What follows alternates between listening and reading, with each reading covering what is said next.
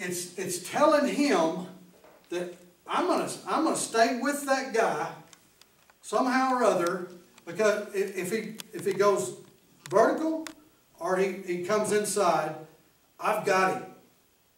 Because I no longer have Mike to help me. Because that thing, he's opening up now 1, 2, and 3 over here. So everything is dependent on where that back goes.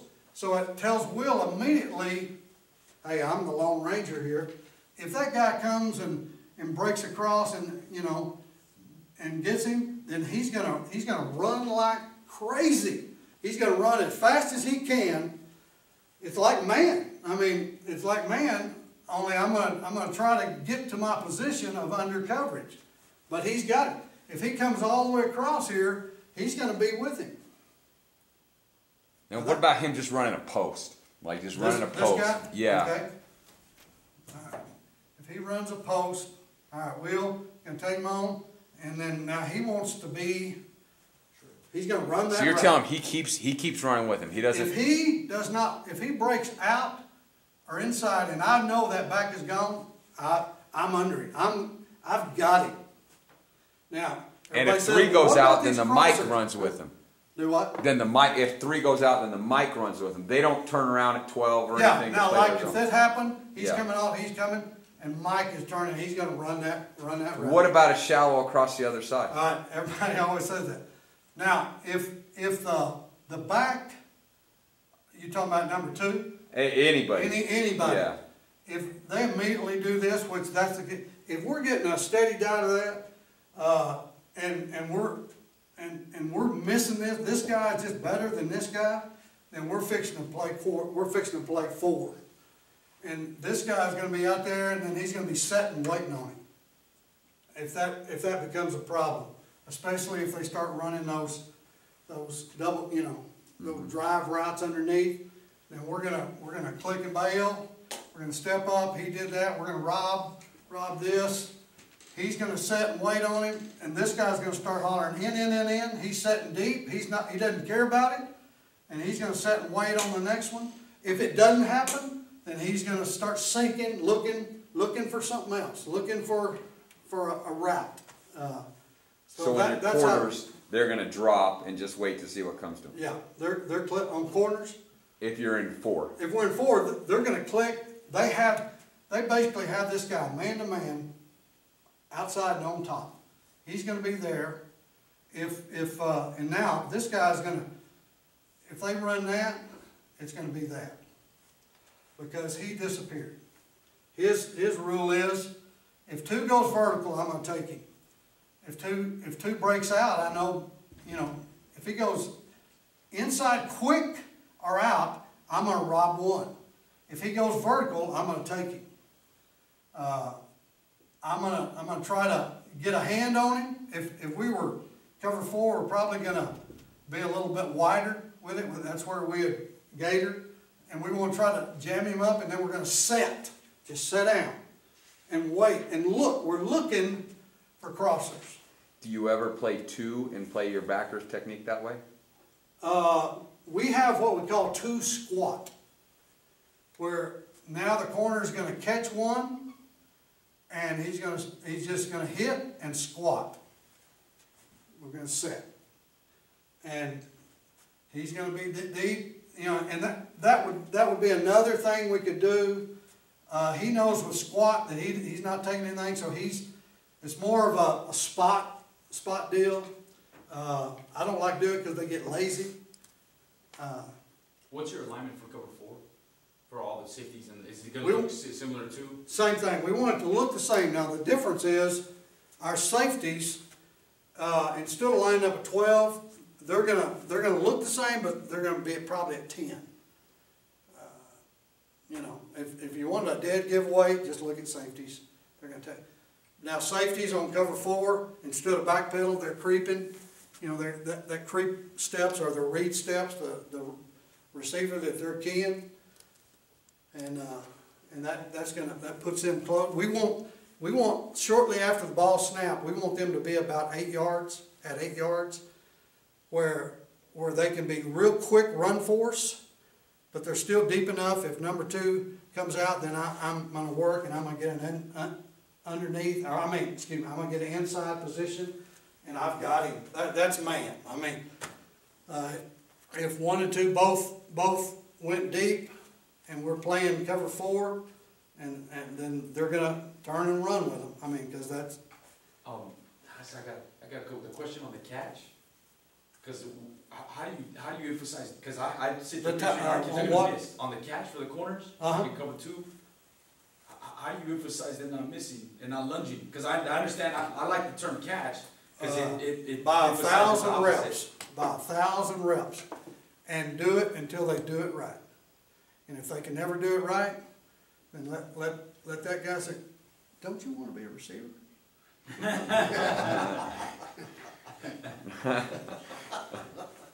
You know, but so he's got what shuffle, and we work a drill where everybody does it. Put the hand behind, and we shuffle. You know, we try to make their feet that mirror drill, but still stay in a position on them. You know, and that guy's trying to do it, and we're marking the feet. But most receivers they want to go. They want to get upfield. So we don't spend a lot of time with that. We spend a lot of time on catch. But because it's important, you kind of get that. Because if you slow up too much trying to get hands on, they're gonna run right past you if you miss. Right. Right. And so now we don't tell them to throw. Catch. We catch. I like that. We catch. If you come up and you try to jam that guy, I guarantee they're going to give you one of those. See, we've been playing our corners like press, and then we've been we can't do it. Right. If you back them off 4 yards, and they know if you step in, he's at 45, so and he sees. I mean, he sees everything, and then everything. Now, the minute the ball snaps, my eyes go to 1. The first thing I got to do is catch. I'm not looking inside. Now, what they'll start doing is, they want to look too quick, and this guy. Because you're going to catch and then look inside. So catch and then look. Catch, read 2. And it's that over. I think that would help us because our guys are trying to see 2 right away. Yeah, that's I see when I see that. You catch. Well, on the trail too. So they're not looking back, right? These guys we're in trail technique right now. We're looking right at the back numbers of the receiver. Right. Well, you're right there on his hip. He makes a break. I'm making that break with you, and I'm under. How do you prevent them from? Because I know that's a tough position to be in. Because if that guy's good, and he gives you one of these. You're gonna go, and then he's gonna break the other way. Yeah, and then you have to recover. Again, just a lot of reps, but it's position. Get inside, and be close enough that I can touch him, with my eye, especially if I'm already, I know I'm on this guy and I'm in that trail, and if he makes that little jab step, I may take a step, and then he goes out, then I just plant and go. You got to go flat underneath. Yeah, I mean, you've got to take angles. Angles in the secondary are critical. Patient and then go flat. And your in your corners, read the receiver's hips, not his shoulders. Yeah, we get down, belly button, hips, if we're in that position, now, if we're in that trail, we're looking right at his butt. We're actually looking at the feet. Yeah, I wish I could have. We're looking at feet, and we see those feet start gathering, then we start gathering, and we're getting ready to make a break. I guess it would now, we tell them this, which one is going to hurt me the worst? Inside. The inside one. So what do I want to make sure I take care of? That's the quickest ball. That's the thing that will hurt. Now, the break outside, I may have time to gather and drive to it because the ball's in the air longer. Yeah. So you take away what hurts them the quickest. And get that process through the mind, and then tell them, hey, you may get out flanked, but just haul out, just hustle. I mean, just run. Just go as hard as you can go, and try to get there. That's what. And to make that point, we play. We don't do it a lot, but we do it with that same technique that we just went over right there. We play what we call cover 5, and it's just 2 deep, man under. only the corners aren't reading number 2 anymore. They're simply catching and getting a position on receiver. This is great for Artesians? yeah, for long yardage, what I turn, you know, if you've got them in 3rd and 8, 3rd and 10, and well, you've been stuffing a run, and you feel pretty sure that they're going to have to throw the ball, then we'll play cover 5. Exactly the same technique. Guy comes off, we're going to shuffle catch. That's all it is. We're catching, and we are an undercover on him. We don't care what 2 does. We're under. He's going to shuffle, catch, under. So if he breaks here, he's under. If he breaks here, he's under. He's on top. He's playing the same thing, only these guys are man under, 2 deep. You know. So it's the same technique, but he's not looking for number 2 to No, break out. he could care less now. And Will's not worried about 3. Will's not worried about 3.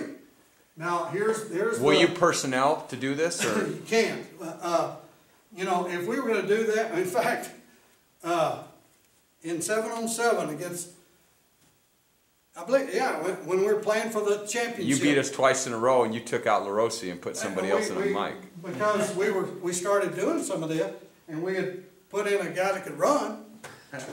Because now you're putting that guy on that guy, you know, and so that's when you'd sub if you feel pretty certain, or you may want to put 2 DBs in. I mean, what we'd say down. How often would you do this in games? Not a lot, because we didn't, you know. We did it. I mean, I don't know what percentage. Against Rio Rancho, we did it. How would you move the Will and your Bandit closer to the slots when you did it? One deal, not at Cleveland, but at other places, we put Will in there because he could run, and we brought in a nickel guy, you know, another DB, and we wanted to play 5, you know, 2 deep man under, and we know they've got to go at least 10 yards, and by God, we're fixing to make that quarterback have to throw that ball over. Put somebody, if this guy can run well, put him in. If not, put a dime guy in there. You know, put a guy. That dime is 10. Isn't it? Another guy, you know, that you can substitute in there for those kind of deals, and you just make it situational. And again, it goes back to practice. If you do it, you got to practice it, and if you practice it, then and it's personnel, and when you start hollering dime, dime, dime, dime, I mean, those guys immediately, you know, it's not like, hey, you go and, you know, it's got to be a deal that they do it. And it's got to be practiced.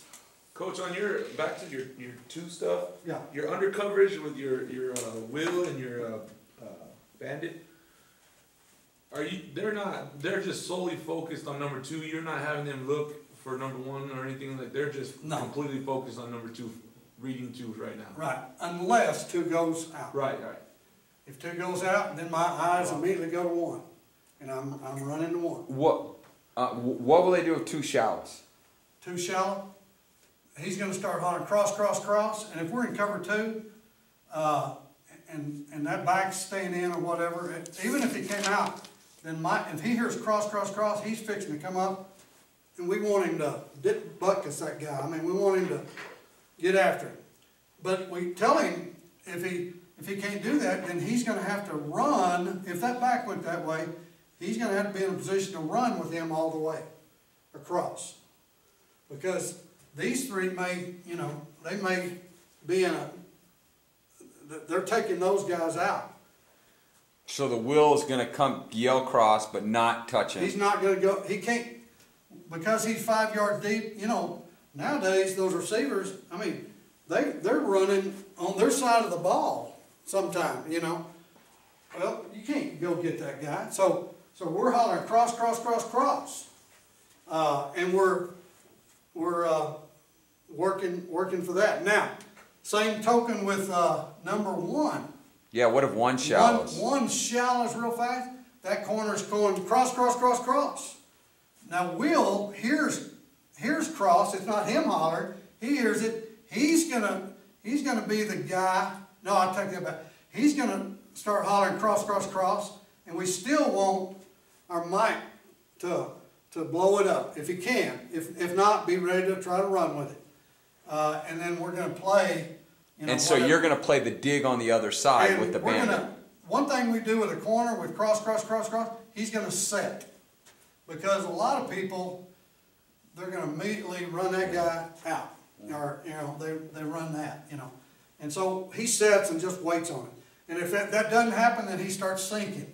He starts sinking and looking for something else coming. So on the other side, because everyone runs the shallow with the dig on the other side, your backer is just responsible for the dig. Right. So if they run the dig and that, you know, so right now he's opened up, he's walling off. I'm the undercover guy. I'm on top. I'm gonna have to take that. He's under. So our bandit is gonna take that. Now, depending on what this guy did, you know, we still got a safety. You know, I don't know what he's deep, but if nothing's there, we tell him to sink. That's what I'm saying. See, now how we do that, we don't do that. We just trade off. No. Because they'll get mixed, they'll get messed up. Yeah, that happens a lot. They get messed up. And here again goes back, if that back went out that way, what's it telling this guy? If he makes an inside cut or goes vertical, I've got him. I've got him underneath. But if the back goes the other way, Now if it goes this way, then the Mike's got him. now Mike, now he's gonna say 3 out, 3 out, Mike's gotta replace that. And if they're really crazy and they do the shallow off that, then they could really cross to nothing. Right. And It's- then they And got if you. that's the case, then we're fixing to say, whoa, wait. All right, we're fixing to go forward, man. We're gonna sit and wait on. You know, now we used to play that two squat. It's okay unless they go 4 vertical, and that safety's hung out to dry, unless he's a pretty good one. So we kind of got off that. We just started going 4, and these guys are gonna hit and set. Now they're gonna let them go, you know. They're gonna let them come to them. But you could essentially play your corners the same and set with the Yeah. backer, the 3 Yeah. backers. Though. That's right, you could, you really could. So that's cover 2. I mean, it's like I say, it's I think we're different. I just know a lot of people when they see 2, they think that corner's gonna set. If 3 came flat, they're gonna come off and get him. And corner, those guys are gonna want to do that. You know, whoever's coaching them, they're gonna want to do that. And boy, that's when, you know, no. What did 2 do? You know, you go back to those reads, and you just over and over and over and over, you go back to that read. What did your key do? I saw 3 coming. Well, is 3? No. You know, so you do it, you go. What about the trips, Coach? Yeah, well, you know, hey, let's take a break and let Coach eat a little bit, Well, yeah, and then we can go trip.